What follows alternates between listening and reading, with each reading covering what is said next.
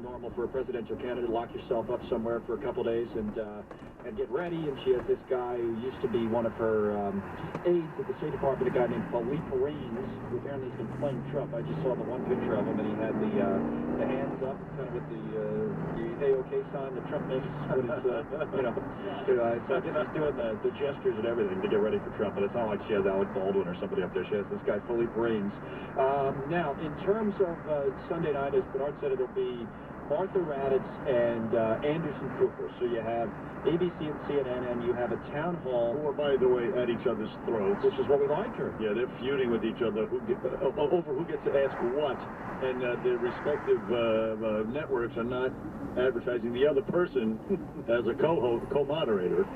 It's really ugly. What do you think Sunday night will be like? Because the third debate's Chris Wallace, kind of similar format to the first one that Lester Holt did, traditional debate, to each side, one moderator.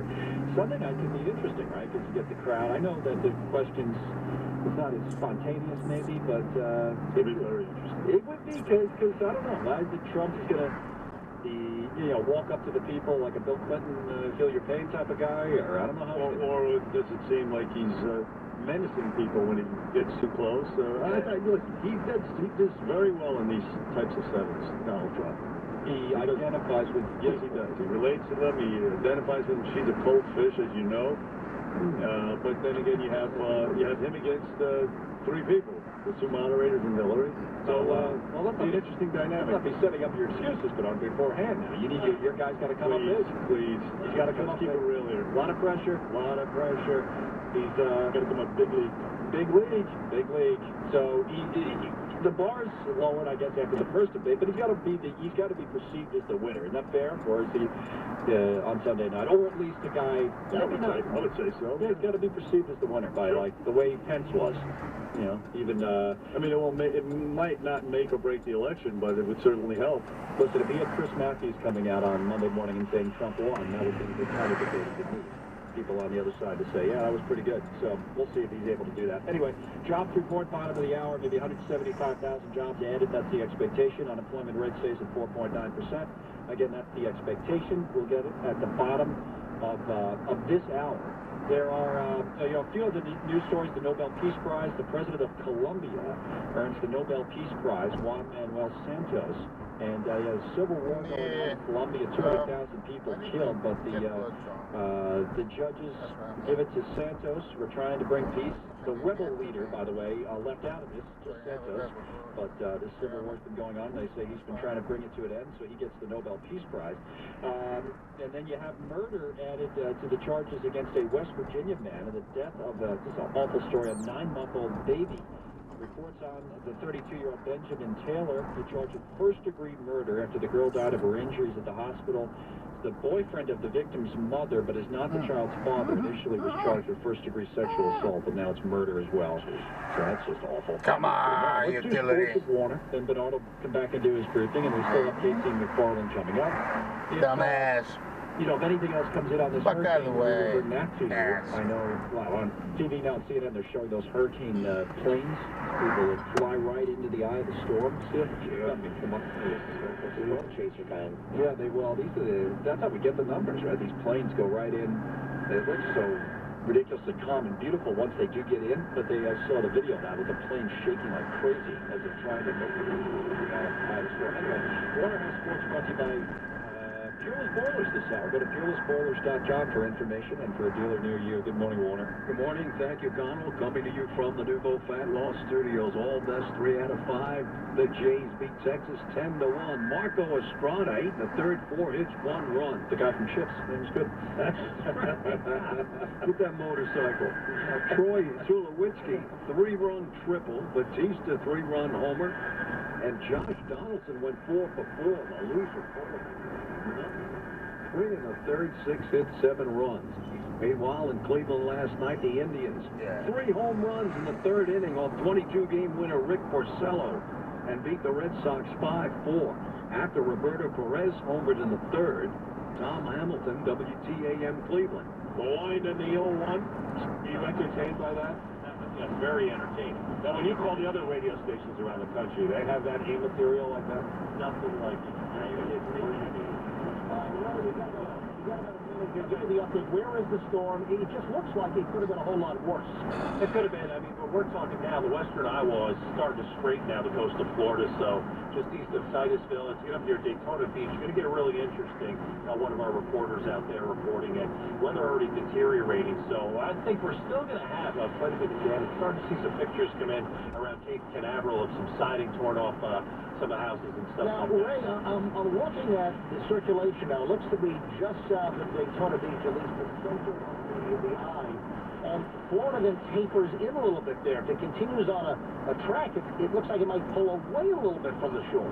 It may actually just hug the coast and stay right where it is. It'll wobble, basically, what it's forecast to do, so it may look like it's trying to head toward the coast and then away. And I think anywhere along the coast, you get tropical storm force winds sustained and occasionally the higher gusts. Do you think this will ever hit land?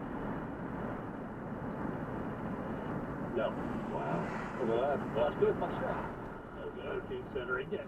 Still, there's going to be a bunch of surge flooding. You already start to see that up at Daytona Beach, and that is really, I think, the biggest threat. I'm not going to diminish the wind threat, but it's going to be the surge and the water rise further on up toward the north, up near Georgia and South Carolina, even into North Carolina, not out of the woods either. But you know, as the coast turns, and we start seeing the storm go north too, there'll be more impact from the right front quadrant up near North and South Carolina too, so maybe more of a wind threat up further north, but that'll be weakening at the same time. Ray Stage at Weather Channel. We'll check back again, Ray. Thank you. Pal. Okay. 8:17. You hear about the clown with the knife on the 6 train now?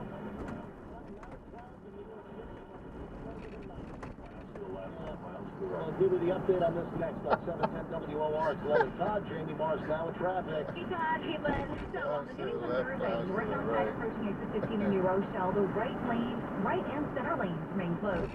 With an accident, delays are jammed back into the Bronx past Connor Street. In New Jersey, 280 south of Eastbound into exit 14 in Newark, that's an accident taking out a lane. And watch for delays on 80 westbound getting past exit 58 in Patterson with an accident. Now an accident reported on the Jackie Robinson Parkway eastbound right near Union Turnpike. Inbound George Washington Bridge, an accident across the lane on the lower level. 30 to 45 minute delay approaching both decks. 45 minutes inbound at the Lincoln Tunnel, about 20 to 25 inbound at the Holland, and alternate side parking is in effect today. New Jersey Transit train service, of course, remains suspended to and from Hoboken. Until further notice, past trains, ferries, and buses will cross on her. Our next traffic update is coming up in 15 minutes. Now let's take a look at the WOR Weather Channel forecast. Beautiful start to our day. Temperatures still well above normal. Sunny and unseasonably warm this afternoon, 74. Not over tonight, 60. Tomorrow, showers in the afternoon, 70. Sunday, overcast, much cooler, 63. Currently, 58 at WOR. I think you're on Ray Stage. Now here's Lance with sports. Well, Ray, sports is brought to you by Chock full of Nuts, New York's coffee since 1932. Cleveland blasted 3 homers off Rick Porcello, beating the Red Sox 5-4 in Game 1 of the American League Division Series. Former Yankee Andrew Miller threw 2 shutout innings to pick up the win in relief for the Indians. Jose Bautista homer, drove in 4, leading Toronto past Texas 10-1 in Game 1 of their series. And Thursday Night Football, Drew Stanton threw a pair of touchdown passes. The Cardinals beat the 49ers 33-21. Now, here's Joe with today's top story. Hey, good morning, Len. Florida feeling the force of Hurricane Matthew this morning. New clues in the Hoboken train crash, and Donald Trump says he's going to be ready for his next debate. We'll have details at 8:30 on 710 WOR. Congratulations to all who took the Balance of Nature challenge. Success stories are pouring in. I believe it when I see it. Product praises to everybody I talked to. I didn't have any real ailments to say, but I'm older and I was an ex-smoker and I did have some things that were kind of borderline, and, you know, I had a clean bill of health. I would love to have because I felt strongly about it, and because also of my lifestyle, I do not incorporate the fruits and vegetables that one person should have on a daily basis. So I thought this would be a very good thing. For me, it's worth it. Good health is only a phone call away. What are you waiting for? Call 1-800-2468-751. That's 1-800-2468-751. Or go online to balanceofnature.com. Use promo code WOR. Did you know that our friends at PC Richard & Son are celebrating their 107th birthday? That's right, 107 years in the business. How do they do it? I'll tell you, PC Richard & Son is dedicated to giving you the best customer experience. They have friendly and knowledgeable salespeople, the largest selection of appliances, TVs, and mattresses. They deliver, they install, and their repair service is the best in the business. They stand behind everything they sell. You get all that plus the guaranteed lowest prices. This weekend, get huge savings on 3- and 4-piece appliance packages. Their Whirlpool, KitchenAid, GE, and more. Save on televisions, too, with free delivery on all TV purchases, $995 and up. Need a mattress? While mattress stores come and go, rest assured, PC Richard & Son is here to stay. PC Richard & Son, family owned and operated for 107 years. Why buy anywhere else? You and I are privileged to live in one of the greatest democracies in the history of the world. And with great freedom comes great responsibility. The time is upon us. If you want to remain fully free, you must exercise your rights as a citizen. The time has come for you to stand up and let your voice be heard. So what do you choose? Will you